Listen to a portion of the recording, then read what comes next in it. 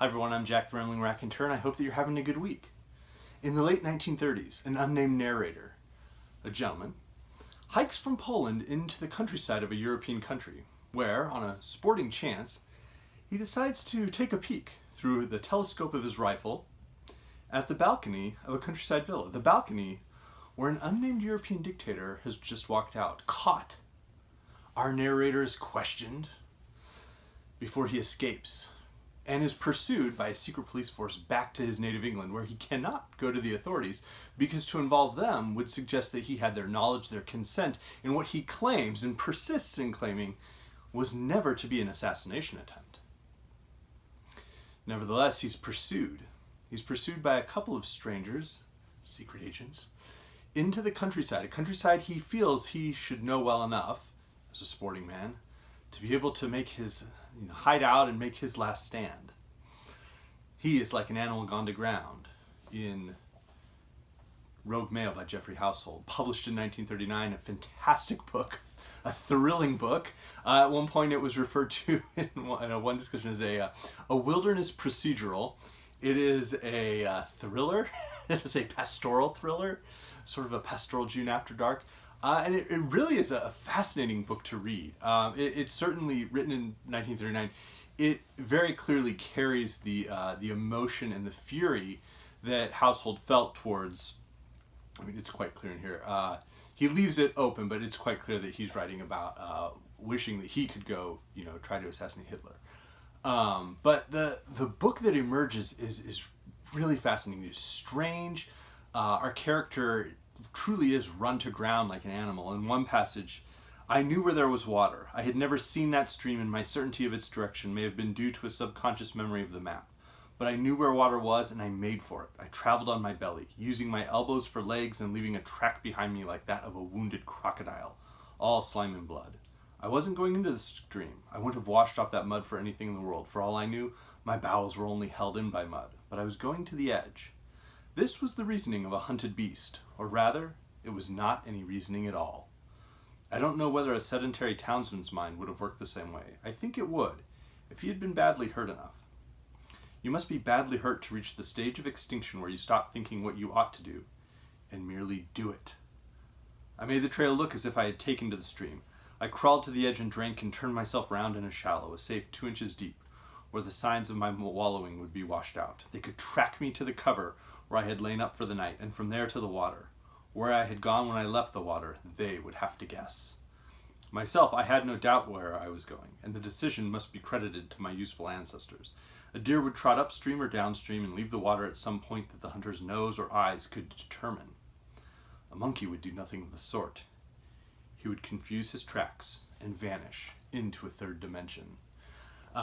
And so it is a book that almost revels in the growing ferocity of its unnamed narrator, who's writing this as a sort of confession in which he truly does claim on the very first page, I cannot blame them. After all, one doesn't need a telescopic sight to shoot boar or bear.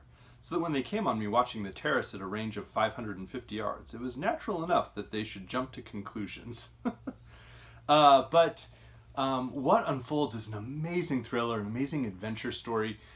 We see multiple different modes of escape. Escape in the countryside, escape across borders in 1930s Europe, which of course is very different, even then than now, and certainly than it would be even 10 years later, both during World War II and of course in the subsequent Cold War.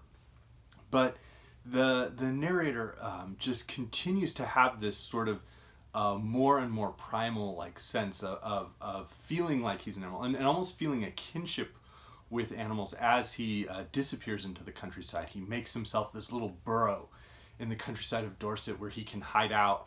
But he's not quite living off the land. It's not quite the living off the land sense, survival sense, where he has like some tinned food that he's brought with him. He's has the paper and pen and a lantern to write the confession that this book, this novel purports to be. But it is this fascinating sense of feeling a sense of community with the animals and the wild animals, not so much like the farm animals as he hides in this little burrow between two farms, but with this wild cat, this feral cat that he gradually becomes friends with. And there's a sense of Robinson Crusoe. If Robinson Crusoe was also, a thriller. But it works. Household just conjures up such a strange and unique book here. It has shades of The Most Dangerous Game. And it feels very influential. But I do think there's a twist, and I don't want to reveal what the twist is, because the twist does add a very deep layer, a psychological layer, I would say, to the book itself. It ends up being about much more than just this one man's, running from a relentless, group of murderous security policemen and spies. But he has a line where he says, I distrust patriotism. The reasonable man can find little in these days that is worth dying for. But dying against? There is enough iniquity in Europe to carry the most urbane or decadent into battle. And so there's a weird cynicism where Household is sort of inverting the patriotic sense, certainly the stereotype of like the English gentleman who's patriotic for king and country, or God and king and such. And Household, it creates a very personal individual character who doesn't seem to have those sensibilities.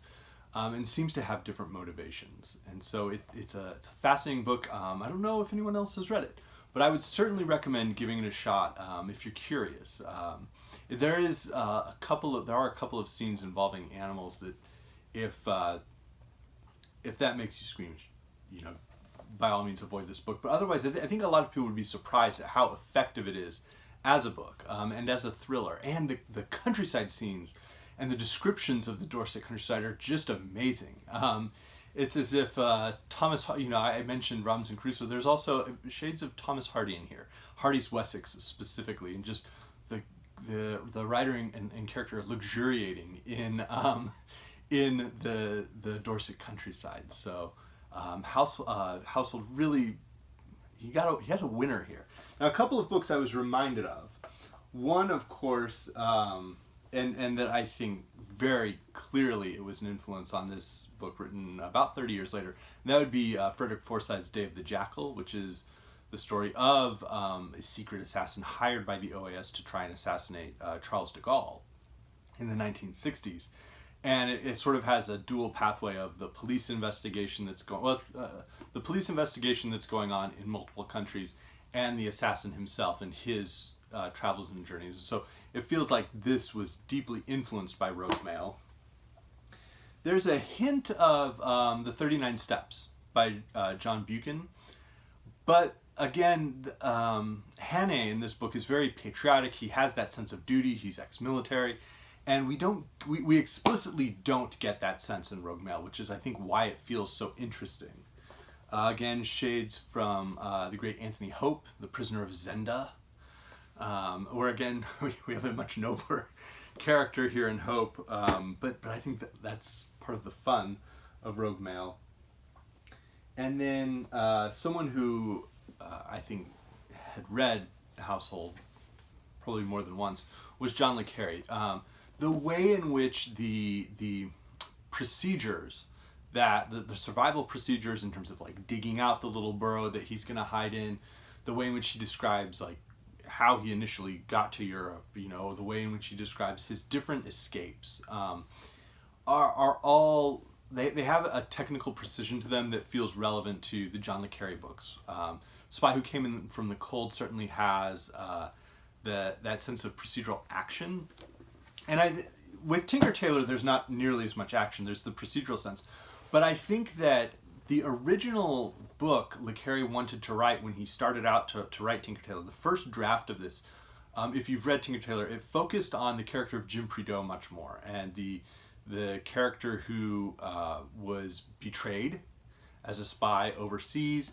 And le Carré wanted to write a book where basically Prideaux, the whole book would be Prideaux getting fit again back in the southwest of England, and getting fit to go back into action and take revenge.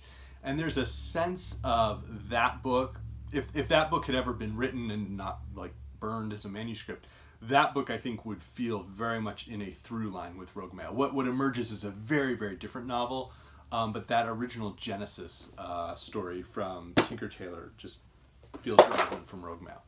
And then I mentioned, of course, Thomas Hardy, Tess of the D'Urbervilles. Really, though, any of Hardy's novels that focus in that Hardy Wessex countryside. Tess just has some great like rural descriptions along with Return of the Native.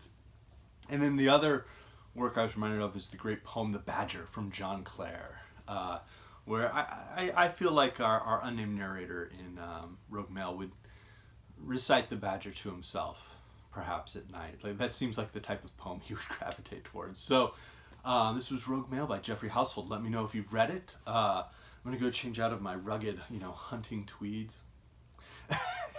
But let me know if you've read Rogue Male. Let me know if there are other, sort of like escape type thrillers that you enjoy. This felt like a very unique one and one I enjoyed. So again, I hope everybody's doing well. Thank you.